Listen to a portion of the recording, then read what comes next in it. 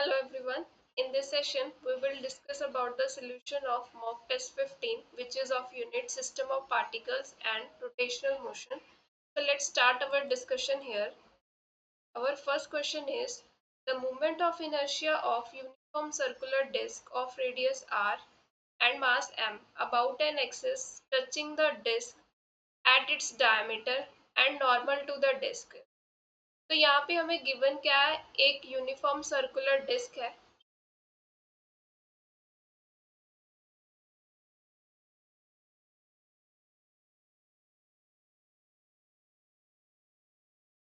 Uniform circular disc, ठीक है, और इसका रेडियस क्या है, आर है, मास इसका एम गिवन है।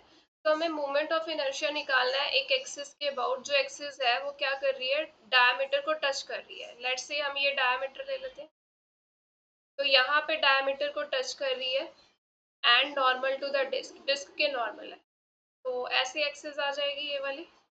तो हमें इस एक्सिस के अबाउट क्या करना है, मोमेंट ऑफ इनर्शिया फाइंड करना है, ठीक है। तो अब मुझे पता है इसका जो सेंटर ऑफ मास है वो सेंटर पे आएगा डिस्क का, तो मैंने सेंटर ऑफ मास से जो एक एक्सिस है वो पास कर दी यहाँ पे है। इसके about moment of inertia I centre of मास हो जाएगा। अब देखो ये वाली एक्सिस जो सेंटर ऑफ मास से पास कर रही है और ये वाली एक्सिस जिसके अबाउट हमने फाइंड करना है, दोनों पैरेलल है, तो यहाँ पे हम पैरेलल एक्सिस थ्योरम लगा सकते हैं। तो पैरेलल एक्सिस थ्योरम के अकॉर्डिंग हमारे पास क्या होता है कि जिस एक्सिस के अबाउट मोमेंट ऑफ इनर्शिया निकालना है वो किसके इक्वल हो जाएगा, सेंटर ऑफ मास के अबाउट हमें मोमेंट ऑफ इनर्शिया पता है, जो एक्सिस पास कर रही है सेंटर ऑफ मास से, plus mass into D square. ये डी क्या है, ये दो एक्सिस के बीच में परपेंडिकुलर डिस्टेंस, ठीक है। तो दोनों एक्सिस के बीच में परपेंडिकुलर डिस्टेंस कितना बन रहा है, ये वाला डिस्टेंस, ये परपेंडिकुलर डिस्टेंस है, और ये कितना है, डी की वैल्यू यहाँ पे क्या है, आर है। तो यहाँ पे फिल कर देते हैं हम अपनी values. Moment of inertia disc के लिए क्या होता है, सेंटर ऑफ मास के थ्रू जब डिस्क पास कर एक्सिस पास कर रही है, तो डिस्क के लिए हमारे पास मोमेंट ऑफ इनर्शिया होता है M R square by two, ठीक है। तो ये आ गया M R square by two plus M, और डिस्टेंस कितना है, आर स्क्वायर। तो यहाँ से जब एलसीएम लिया हमारे पास आ जाएगा 3/2 एम आर स्क्वायर। तो ऑप्शन डी मिलेगा इसका करेक्ट आंसर। नेक्स्ट क्वेश्चन है हमारा, a solid cylinder rolls down the inclined plane of height 3 meter and reach the bottom of plane with angular velocity this। तो एक सॉलिड सिलेंडर है, ठीक है, वो क्या इंक्लाइन प्लेन से रोल होके नीचे आ रहा है। लेट्स से ये हमारा इंक्लाइन प्लेन है, यहाँ से सिलेंडर जो है वो रोल होके नीचे जा रहा है, ये सिलेंडर है, ठीक है, सॉलिड सिलेंडर है ये, और ये जो हाइट है ये कितनी गिवन है, 3 मीटर, ठीक है। और जब ये नीचे पहुंचेगा यहाँ पे, तो ये नीचे किस वेलोसिटी के साथ आ रहा है, एंगुलर वेलोसिटी यहाँ पे गिवन है 2 रेडियन पर सेकेंड होगा। Radius of cylinder must be, हमें यहाँ पे सिलेंडर का रेडियस निकालना है, ठीक है। हम यहाँ पे एनर्जी कंजर्वेशन लगा दे, अगर इनिशियली एनर्जी क्या थी, वो हाइट पे है सॉलिड सिलेंडर, तो उसके पास पोटेंशियल एनर्जी होगी, कितनी होगी, एम जी एच, है ना। और उसके बाद जब उसने रोल करना स्टार्ट किया तो उसकी पोटेंशियल एनर्जी किस में कन्वर्ट हो गई, काइनेटिक एनर्जी में। तो यहाँ पे काइनेटिक एनर्जी क्या आएगी, half I omega square plus half M B square, ठीक है, क्योंकि वो रोल होके नीचे आ रहा है तो उसकी रोटेशनल काइनेटिक एनर्जी भी होगी, और क्योंकि वो आगे की तरफ भी जा रहा है तो ट्रांसलेशनल काइनेटिक एनर्जी भी होगी।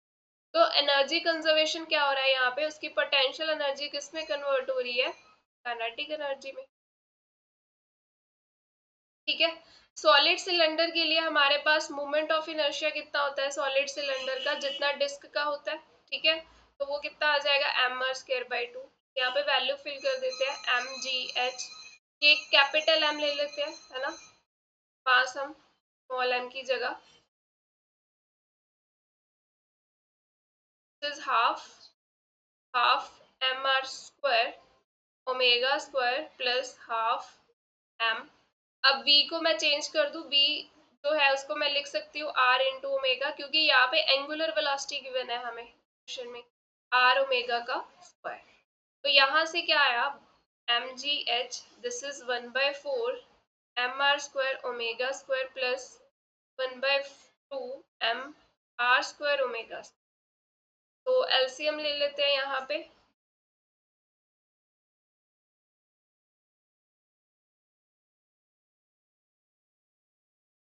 4 एलसीएम लिया, ये यहाँ पे मिला 1, यहाँ पे 2, 3 हो गया ये M R square omega square. M से एम कैंसिल हो गया यहाँ से।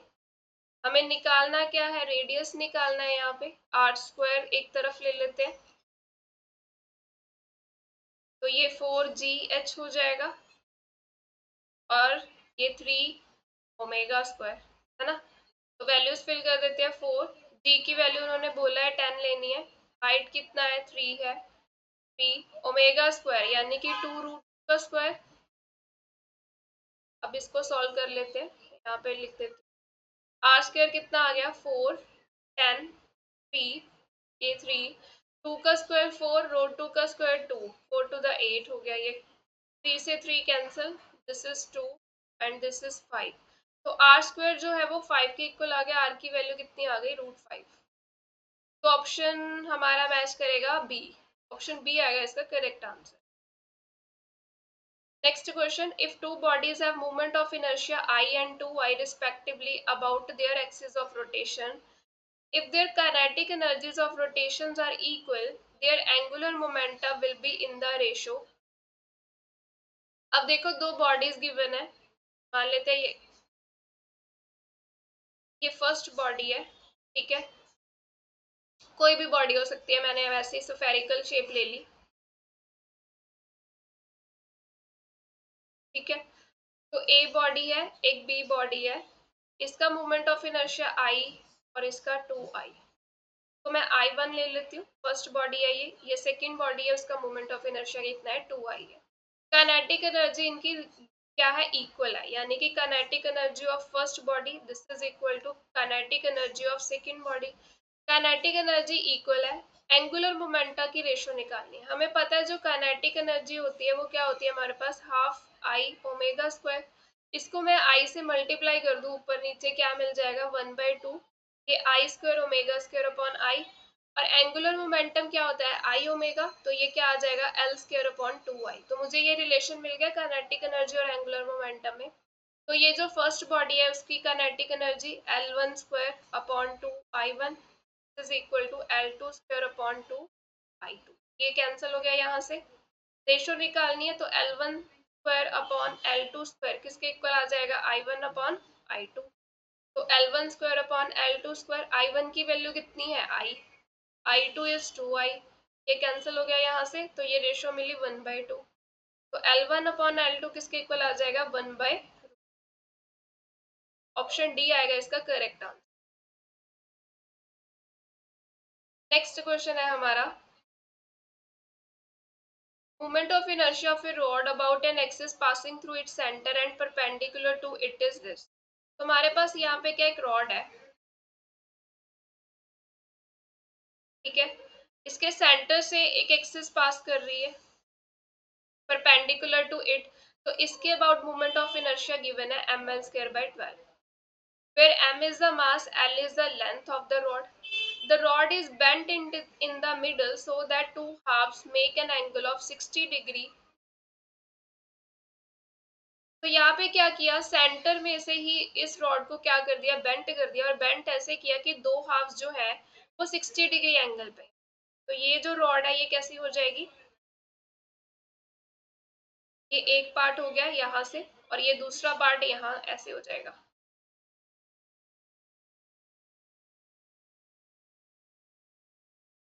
ठीक है। तो ये सेंटर है, ठीक है, सेंटर से बेंट किया ना, यहाँ से एक्सिस ऑफ रोटेशन ये रही, सेंटर से बेंट किया, ये एंगल कितना है 60 degree. Movement of inertia of bent rod about the same axis. अब इसके अबाउट हमें मूवमेंट ऑफ इनर्शिया जो है निकाल। अब देखो यहाँ पे क्या किया, मिडल में से बेंट किया, तो मास अगर इसका इनिशियली m था, ठीक है, लेंथ इसकी l थी, तो इस ये जो फर्स्ट रॉड है इस वाली, इसका मास कितना हो जाएगा, हाफ हो जाएगा m/2, लेंथ भी l/2, इसकी भी m/2, लेंथ भी L/2। अब हमें ये पता है कि अगर हम रॉड ले रहे हैं, उसके एक एंड से एक्सिस पास कर रही है, एक्सिस ऑफ रोटेशन, इसके अबाउट मोमेंट ऑफ इनर्शिया कितना होता है हमारे पास, दिस इज ml²/3। ठीक है, जब सेंटर से पास कर रही होती है, ये स्टैंडर्ड रिजल्ट है, हमें याद रखने हैं। सेंटर में से पास कर रही है तो ml²/12, अगर एंड से एक्सिस पास कर रही है उसके बाद मोमेंट ऑफ इनर्शिया कितना आता है, ml²/3। तो मैं इसको फर्स्ट रॉड ले रही हूँ और इसको सेकेंड रॉड ले रही हूँ। तो फर्स्ट रॉड के लिए मोमेंट ऑफ इनर्शिया I1 कितना आ जाएगा, 1/3। मास कितना है इसका, m/2, और L की वैल्यू L/2 का स्क्वायर। तो I1 कितना आ गया, ml²/3 × 6 6 4 24। ठीक है, ये I1 की वैल्यू आ गई मेरे पास फर्स्ट रॉड के लिए। सेकेंड रॉड के लिए मोमेंट ऑफ इनर्शिया कितना आ जाएगा, 1/3, मास कितना है m/2, लेंथ कितना है L/2 का स्क्वायर हो जाएगा, क्योंकि ml²/3 है ना, इसमें वैल्यूज फिल करनी है ml²/3 में। ठीक है, तो ये हमारे पास कितना मिला, ml², ये 4⁸ और ये 24। अब ये I2 की वैल्यू आ गई हमारे पास। ठीक है, तो टोटल मोमेंट ऑफ इनर्शिया हम निकाल सकते हैं, दोनों को ऐड कर देते हैं। तो I क्या आ जाएगा, I1 + I2, तो ये कितना मिला, ml²/24 plus ml²/24, this is ml²/12। तो ऑप्शन ए मिलेगा इसका करेक्ट आंसर। नेक्स्ट क्वेश्चन है हमारे पास, a spherical ball rolls on the table without slipping, the fraction of total energy associated with rotational energy। तो एक spherical ball है, या sphere बना लेते हैं, spherical ball जो है वो टेबल पे ऐसे विदाउट स्लिपिंग क्या कर रही है, रोल कर रही है। तो हमें बताना है कि fraction of total energy associated with the rotational energy. ठीक है, कितना फ्रैक्शन है रोटेशनल एनर्जी टोटल एनर्जी। तो पहले टोटल एनर्जी निकाल लेते हैं। टोटल एनर्जी क्या आएगी, क्योंकि ये आगे की तरफ जा रहा है, तो rotational kinetic energy plus translational kinetic energy. Spherical ball है, स्फेरिकल स्फीयर के लिए मोमेंट ऑफ इनर्शिया 2/5 mr² होता है। ठीक है, और यहाँ पे मैं v = r⍵, ये रिजल्ट भी यूज कर सकते हैं, ओमेगा की जगह क्या आ जाएगा, v/r। ये दो रिजल्ट यहाँ पे यूज कर लेते हैं, 1/2 moment of inertia 2/5 mr², omega की जगह v²/r²। ठीक है, क्योंकि स्क्वायर है यहाँ पे, प्लस हाफ mv², ये r² से r² कैंसिल हो गया, ये 2 से 2 कैंसिल हो गया, यहाँ पे बचा 1/5 mv² plus half mv², LCM लिया हमने 10, और यहाँ पे आ जाएगा हमारे पास 2 + 5 7 mv²। तो ये टोटल एनर्जी आ गई हमारे पास। रोटेशनल एनर्जी कितनी होगी, रोटेशनल एनर्जी कितनी होती है हमारे पास, काइनेटिक एनर्जी ही आएगी, दैट इज हाफ I⍵²। तो ये हाफ मोमेंट ऑफ इनर्शिया कितना आएगा इसका, 2/5 mr², ओमेगा की जगह मैं लिख रही हूँ v/r का स्क्वायर। ठीक है, ये रिजल्ट यहाँ पे यूज किए, ये कैंसिल हो गया यहाँ से, ये r² से r² कैंसिल हो गया, तो ये कितना मिला हमें, 1/5 mv²। अब उन्होंने पूछा है कि कितना फ्रैक्शन है टोटल एनर्जी का, तो फ्रैक्शन निकाल लेते हैं। क्या आ जाएगा fraction, 1/5 mv² rotational energy divided by total energy, mv² से mv² कैंसिल, 1/5, ये 10 ऊपर चला गया, और ये कितना मिला, 2/7। तो ऑप्शन हमारा मैच कर रहा है ए ऑप्शन। नेक्स्ट क्वेश्चन है हमारा, if the earth shrinks to half of its radius without change in mass, the duration of day time day will be. अब लेट्स से इनिशियल रेडियस हमारा R है। ठीक है, हमने रेडियस आर क्या कर दिया, हाफ कर दिया। जब हमारा रेडियस आर है तब टाइम पीरियड कितना है हमारा, 24 आवर्स। अब जब रेडियस हाफ कर दिया तो टाइम बताना है कि कितना होगा। ठीक है, मास चेंज नहीं किया है। अब हमें पता है कि यहाँ पे कोई एक्सटर्नल हमने टॉर्क तो लगाया नहीं है, तो लीनियर मोमेंटम कंजर्व रहेगा। तो वही कंसेप्ट से हम ये क्वेश्चन करेंगे, लीनियर लीनियर नहीं सॉरी एंगुलर मोमेंटम कंजर्व रहेगा,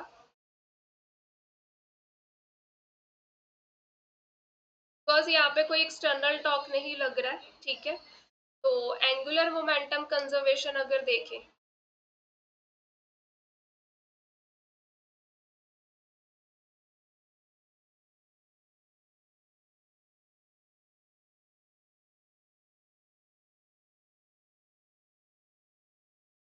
क्या होगा हमारे पास, initial angular momentum I1 omega 1, this is equal to I2 omega 2। अब अर्थ क्या है, सफियर है, सॉलिड सफियर के साथ हम इसको कंपेयर करते हैं तो उसका मोमेंट ऑफ इनर्शिया कितना होता है, 2/5 mr²। ठीक है, r1 स्क्वायर ले लेते हैं क्योंकि पहले रेडियस क्या है, r1 है।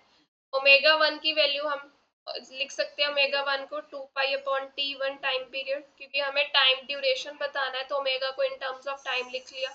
I2 की वैल्यू क्या हो जाएगी, जब रेडियस हाफ कर दिया तो रेडियस r2 ले लेते हैं, r2 स्क्वायर, और ये हमारे पास आ जाएगा 2 पाई, ये 2/5m फैक्टर कैंसिल हो गया, 2 पाई भी कैंसिल हो गया, तो हमारे पास बच्चा क्या है यहाँ पे, r1 square upon t1, this is equal to r2 square upon t2।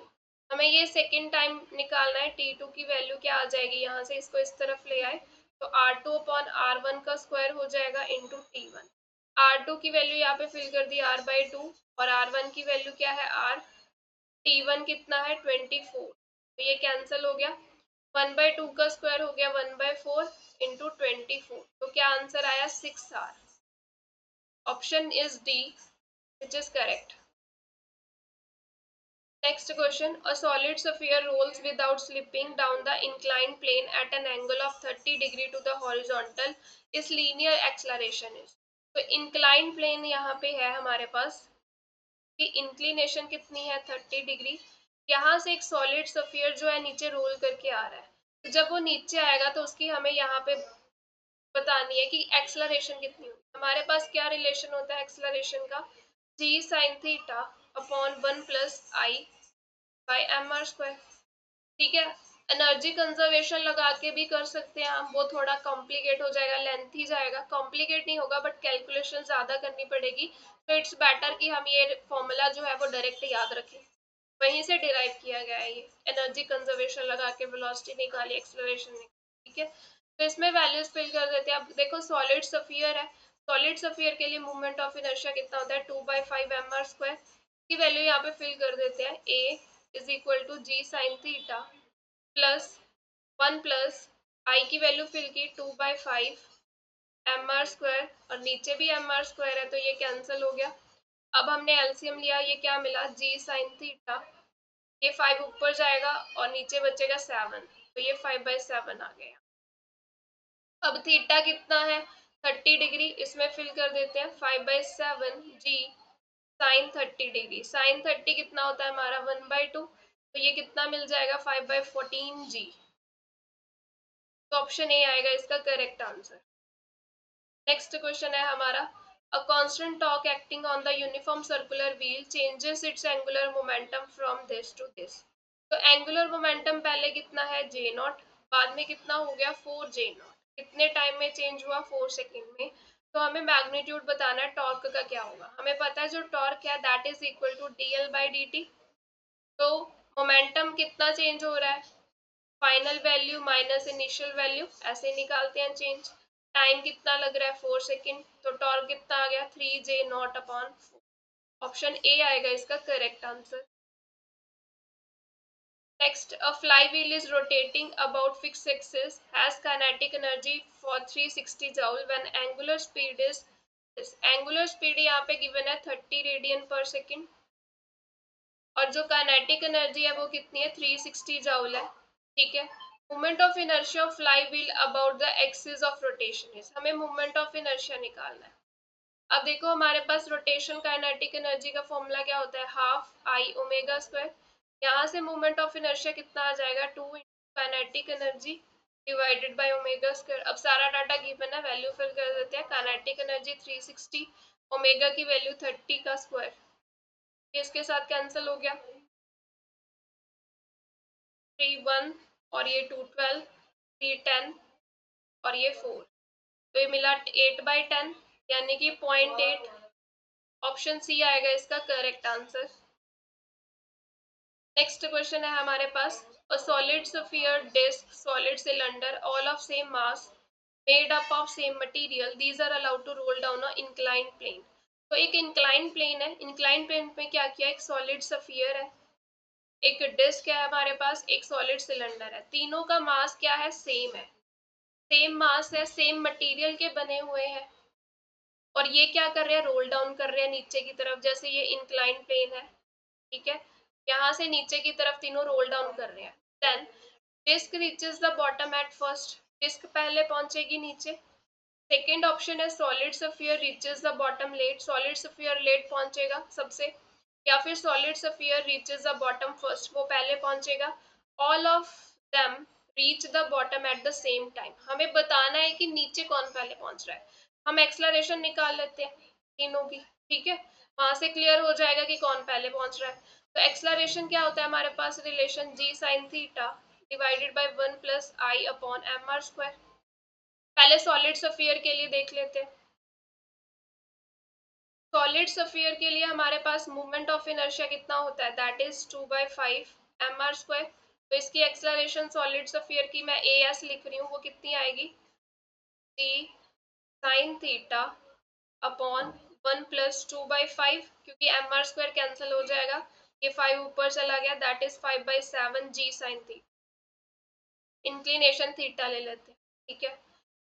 अब डिस्क और सॉलिड सिलेंडर है, डिस्क और सॉलिड सिलेंडर दोनों का मूवमेंट ऑफ इनर्शिया क्या होता है, क्योंकि डिस्क को अगर हम कंबाइन कर दे सिलेंडर ही बनेगा सॉलिड, तो दोनों के लिए मूवमेंट ऑफ इनर्शिया होता है mr²/2।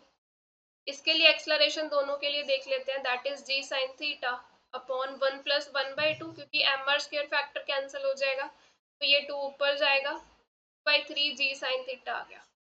अब देखो यहाँ पे सॉलिड स्फीयर की जो एक्सलरेशन है वो सबसे ज्यादा आ रही है, इन दोनों से ज्यादा आ रही है, यानी कि सॉलिड स्फीयर की एक्सलरेशन ज्यादा है किससे, डिस्क से और सॉलिड सिलेंडर से।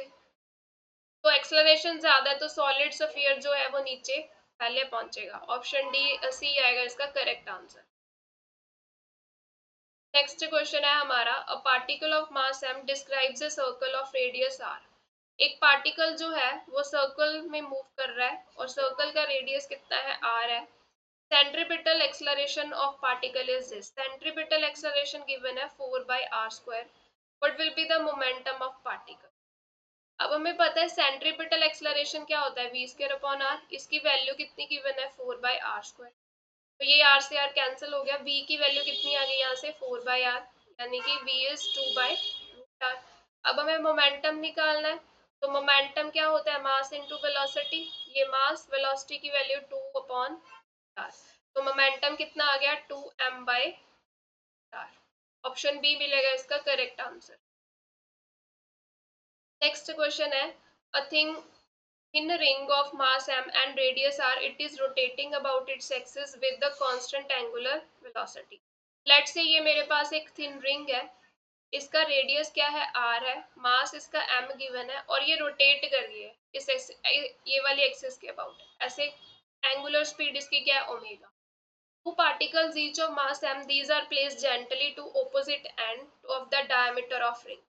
अब क्या किया, ये जैसे ये रिंग घूम रही थी, इसके डायमीटर, ये डायमीटर ले लेते हैं, डायमीटर जो है ओपोजिट एंड पे क्या किया, दो मास ऐड कर दिए, यहाँ पे एक मास ऐड कर दिया स्मॉल m, और एक मास यहाँ पे ऐड कर दिया स्मॉल m, और ये हो गया इस एक्सिस के अबाउट ये रिंग घूम रही थी, ठीक है।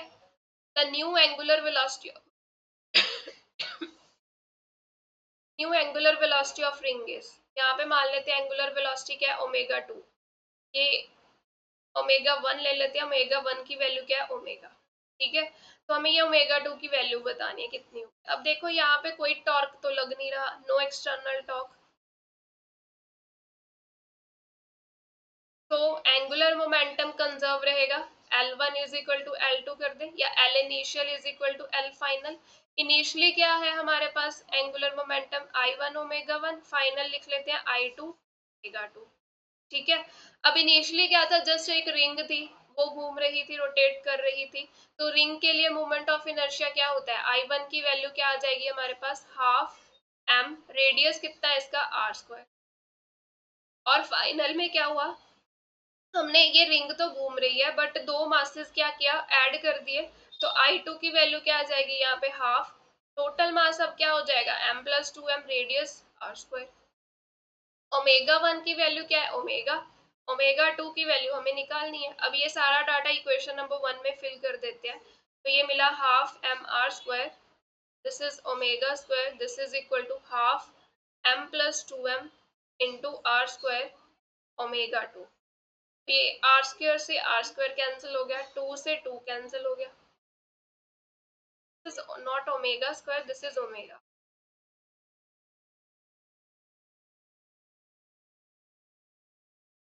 ठीक है, तो ये मिला मुझे m omega, this is equal to m plus 2m into omega 2।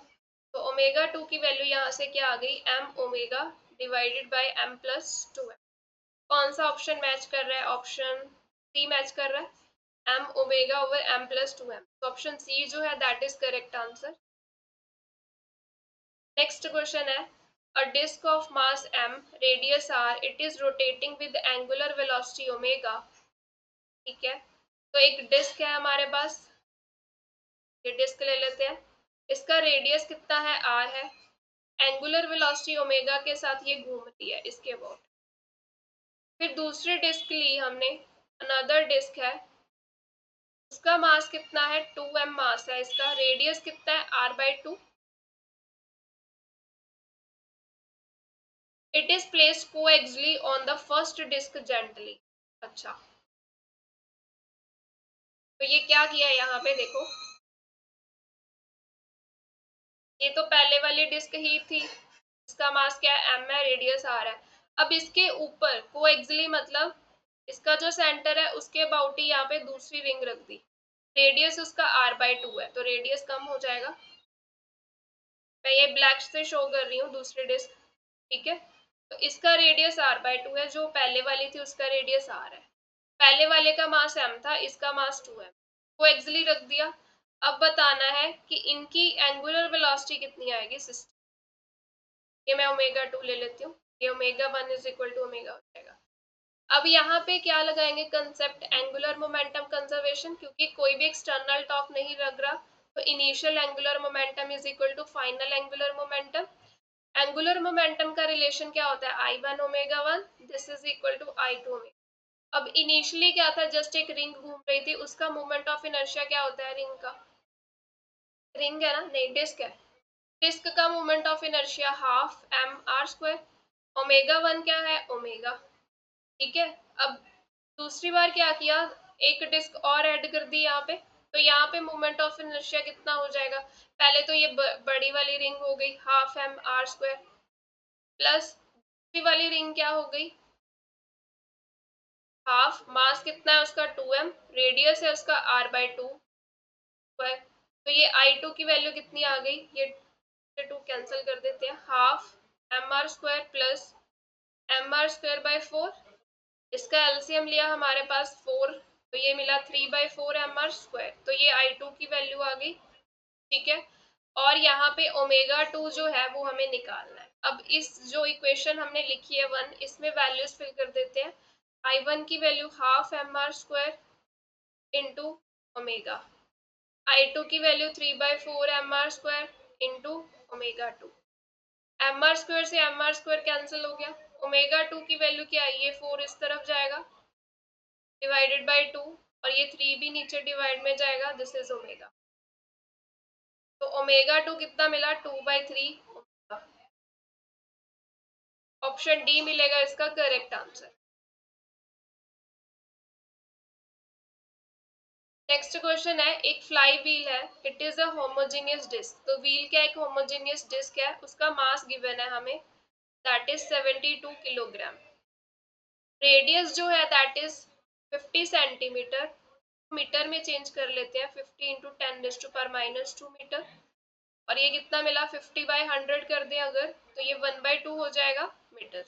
When it is rotating at the rate of 70 rotations per minute, frequency 70 rotations per minute है, इसको रोटेशंस पर सेकंड में निकाल लेते हैं, 60 में से 7 डिवाइड कर दिया, तो ये फ्रीक्वेंसी कितनी आ गई, 7/6 रोटेशंस पर सेकंड। काइनेटिक एनर्जी पूछी है, तो काइनेटिक एनर्जी हमारे पास क्या रिलेशन होता है, हाफ आई ओमेगा स्क्वायर। ये क्या है, एक डिस्क है, डिस्क के लिए मोमेंट ऑफ इनर्शिया कितना होता है, mr²/2 into omega square. Omega को मैं इन टर्म्स ऑफ फ्रीक्वेंसी लिख लेती हूँ, क्योंकि मुझे यहाँ पे फ्रीक्वेंसी गिवन है।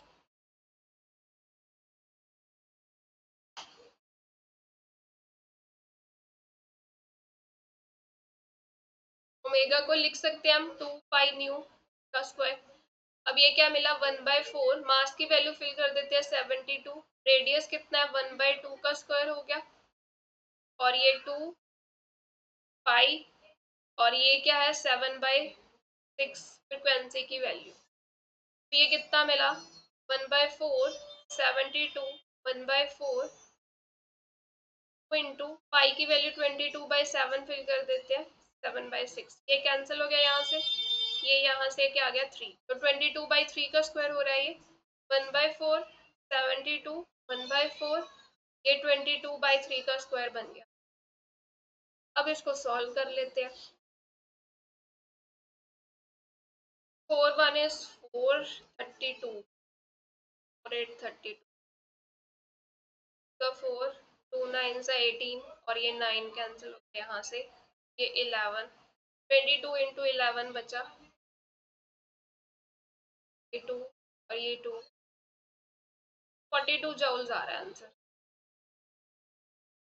ऑप्शन सी आएगा इसका करेक्ट आंसर। नेक्स्ट देखिए, a solid cylinder of mass m, radius r, rolls without slipping down an inclined plane of length l and height h। तो एक inclined plane है हमारा, यहाँ से सॉलिड सिलेंडर जो है वो रोल होके नीचे की तरफ आ रहा है, ठीक है। इंक्लाइन प्लेन की लेंथ एल है, हाइट एच है, मास सॉलिड सिलेंडर का एम है, speed of it centre of mass when it reaches the bottom of incline plane, तब जब ये नीचे पहुंचेगा तो इसके सेंटर ऑफ मास की वेलोसिटी जो है वो निकालनी है। वेलोसिटी का रिलेशन हमें पता है, that is 2gh upon 1 plus I upon M R square square root. अब ये सॉलिड सिलेंडर है, सॉलिड सिलेंडर के लिए मोमेंट ऑफ इनर्शिया कितना होता है mr²/2, तो वेलोसिटी क्या हो जाएगी gh 1 प्लस ये 1/2 आ गया, क्योंकि mr² फैक्टर कैंसिल हो जाएगा, तो इसको सॉल्व कर लेते हैं। अब v इज इक्वल टू, ये 2 ऊपर जाएगा और नीचे बचा 3, और ये 2gh, ये मिला 4gh अपॉन 3, ऑप्शन डी मिलेगा इसका करेक्ट आंसर। दूसरा मेथड क्या है कि अगर फॉर्मूला ये वाला याद नहीं रहता, वैसे तो बेटर है ये याद रखें, एनर्जी कंजर्वेशन से निकाल सकते हैं कि पोटेंशियल एनर्जी काइनेटिक एनर्जी में कन्वर्ट हो रही है, वहां से बी की वैल्यू निकल आएगी, ये रिलेशन वहीं से बना है। नेक्स्ट क्वेश्चन है हमारे पास, a wheel having movement of inertia, एक व्हील है का movement of inertia kilogram metre square given है, about its vertical axis, it rotates at the rate of 60 rotations per minute about this axis, ठीक है। तो वो इस रेट के साथ क्या कर रहा है, मूव कर रहा है। The torque which can stop the wheels rotation in 1 minute is, तो हमें टॉर्क बताना है कि कितना चाहिए ताकि जो व्हील की रोटेशन है वो रुक सके, ठीक है। तो 1 मिनट में, तो टॉर्क क्या होता है हमारे पास आई इंटू अल्फा। अब हमारे पास मोमेंट ऑफ इनर्शिया तो है, एंगुलर एक्सलरेशन की वैल्यू निकालनी पड़ेगी, हमारे पास ये रिलेशन होता है, ठीक है। ओमेगा फाइनल क्या है, क्योंकि इसने व्हील को रोकना है, तो फाइनल जो होगी वेलोसिटी 0, इनिशियली क्या है 60 रोटेशंस पर मिनट है, तो इसको सेकंड में कन्वर्ट कर लेते हैं, है ना। तो 60/60 हो जाएगा, 1 आ जाएगा, प्लस अल्फा टाइम 1 मिनट है, 3 मिनट्स हो गए, 30 सेकेंड हो गए, अल्फा की वैल्यू क्या आ जाएगी यहाँ से -1/60,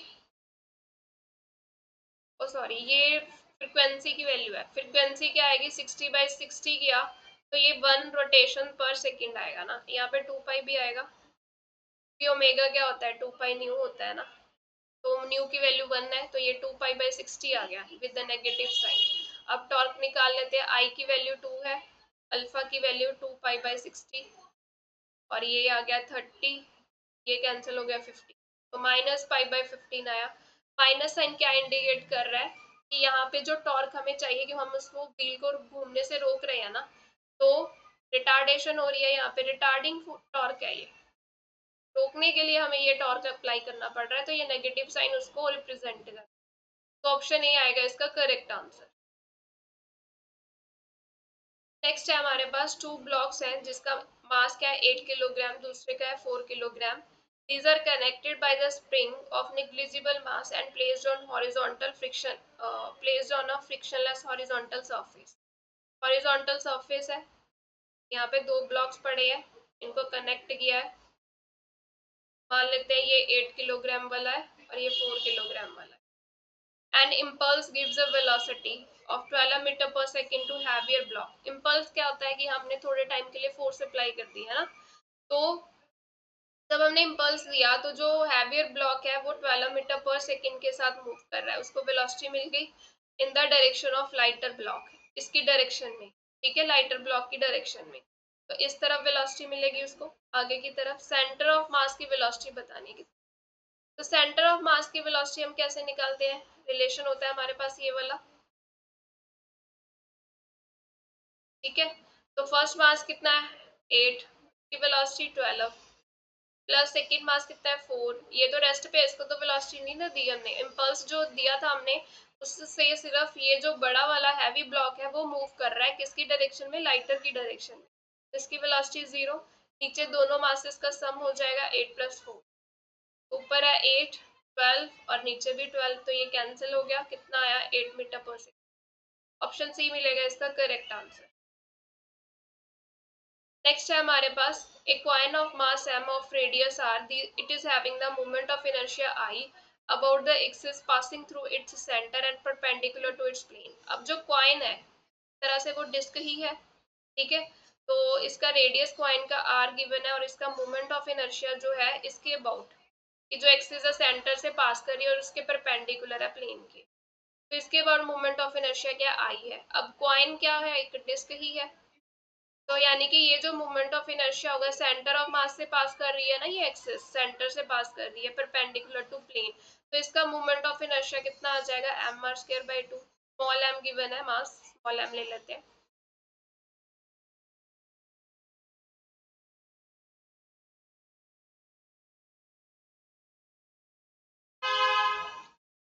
it is beaten uniformly to form a disc of radius 2r. फिर इसको क्या किया गया, बिटन किया गया, बिटन होने के बाद क्या किया, इसको कन्वर्ट कर दिया डिस्क में जिसका रेडियस क्या है 2r है.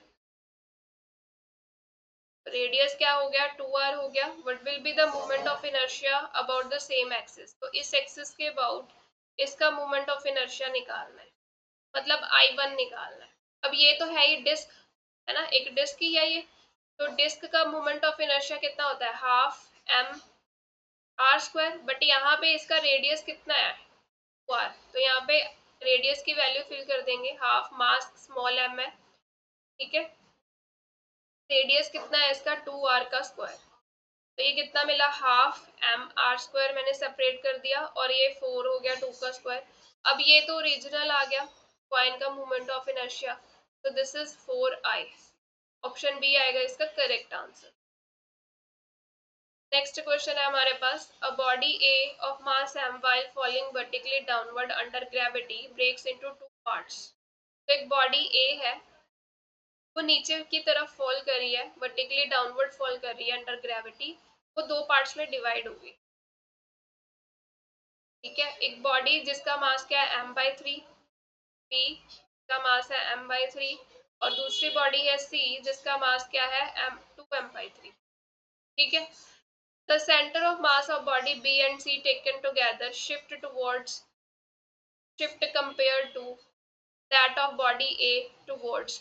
अब क्या किया, ये ब्रेक हो गए दो बॉडीज में, तो उन्होंने पूछा है कि जो सेंटर ऑफ मास होगा इन दो बॉडीज को जब हम कंबाइन करते हैं टुगेदर लेते हैं, ठीक है, तो इन दोनों का जो सेंटर ऑफ मास होगा कंपेयर टू बॉडी ए, ठीक है, वो शिफ्ट कैसे होगा, इट टुवर्ड्स बी शिफ्ट होगा, टुवर्ड्स सी शिफ्ट होगा, डज नॉट शिफ्ट होगा, या फिर depends on the height of breaking. अब देखो यहाँ पे क्या हो रहा है कि ये जो बॉडी है वर्टिकली डाउनवर्ड डायरेक्शन में फॉल कर रही है अंडर द ग्रेविटी, तो ये जो दोनों बॉडीज है इनकी एक्सलरेशन क्या होगी, सेम रहेगी. एक्सलरेशन ऑफ बी सी क्या होगी, सेम. क्या होगी वो एक्सलरेशन ड्यू टू ग्रेविटी के इक्वल. अब बॉडी की एक्सलरेशन निकालते हैं, मैंने आपको बताया थे हम सेंटर ऑफ मास पे फोकस करते हैं ना, तो यहाँ पे इसकी दोनों की एक्सलरेशन सेम है. अगर एक्सलरेशन सेम है तो यहाँ पे क्या होगा, जो इन दोनों को जब हम इकट्ठे लेंगे एक्सलरेशन सेम है, दोनों सेम एक्सलरेशन के साथ ट्रैवल कर रहे हैं, ए भी नीचे की तरफ ही फॉल कर रहा है, तो एक्सलरेशन सेम है। तो यहाँ पे क्या होगा, जो शिफ्ट है वो हमें नहीं मिलेगा देखने को। ऑप्शन सी आएगा इसका करेक्ट आंसर, कि बॉडीज की एक्सलरेशन क्या है, सेम है, इसी एक्सलरेशन के साथ वो नीचे की तरफ फॉल कर रहे हैं। एक्सलरेशन सेम होने की वजह से क्या हो रहा है कि जो शिफ्ट होगा, जब हम बॉडी बी और सी को इकट्ठे ले भी लेंगे, तो जो सेंटर ऑफ मास है वो शिफ्ट नहीं होगा। ठीक है, नेक्स्ट क्वेश्चन है हमारे पास, circular disc of a of radius R, it is made from the iron plate of thickness T. तो एक सर्कुलर डिस्क है ये वाली ए, इसका रेडियस कितना है, आर गिवन है रेडियस, और ये आयरन प्लेट की बनी हुई है जिसकी थिकनेस टी गिवन।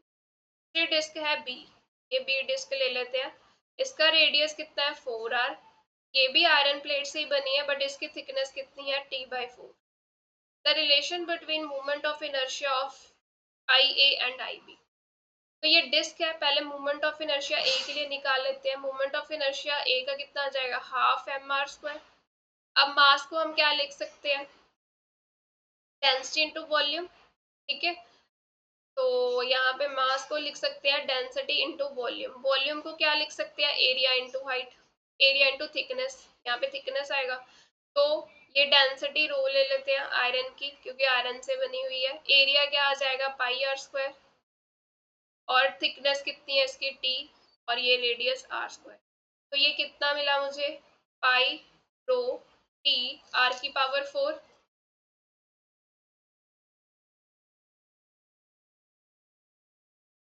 ये क्या मिला हमें, पाई रो r⁴ थिकनेस t/2। ये आई ए की वैल्यू आ गई। अब मूवमेंट ऑफ इनर्शिया बी के लिए निकाल लेते हैं, ये भी एक डिस्क है, तो डिस्क का movement of inertia half mr², half. Mass को क्या लिख सकते हैं, डेंसिटी, ये आयरन प्लेट की ही बनी हुई है तो डेंसिटी रो ले लेते हैं, डेंसिटी इंटू वॉल्यूम, वॉल्यूम को एरिया इंटू हाइट, एरिया क्या आ जाएगा पाई, आर कितना है इसका रेडियस 4r, 4r का स्क्वायर हो जाएगा। ठीक है, ये एरिया हो गया, और थिकनेस इसकी कितनी है t/4 इंटू r²। तो ये क्या मिला, 1/2 रो पाई 16r² इंटू t/4, और ये r²। ठीक है,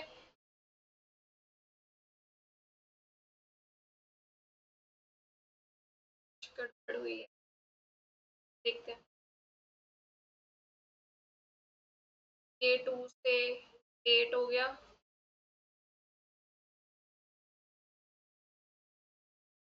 हाँ यहाँ पे रेडियस r² ले लिया, यहाँ पे 4r रेडियस आएगा ना, 4r का स्क्वायर होगा यहाँ, तो 4 का स्क्वायर यहाँ पे एक 16 फैक्टर और आएगा, तो ये 4 goes to the 8, तो 16 to 32 हो जाएगा, 32 पाई रो, और ये r⁴ टी थिकनेस। अब आई बी आ गया है, हमें रिलेशन बताना है, तो मैं आई बी अपॉन आई ए दोनों को डिवाइड कर देती हूँ। Moment of inertia of B is 32 pi r⁴ T into density, A का वैल्यू क्या है पाई r⁴ टी रो अपॉन 2, ये 2 ऊपर जाएगा, 32 इंटू 2 हो जाएगा, और बाकी फैक्टर तो कैंसिल हो जाएंगे, 32 इंटू 2 कितना हो गया 64। तो I B is equal to 64 times of moment of inertia of A. Option D मिलेगा इसका करेक्ट आंसर।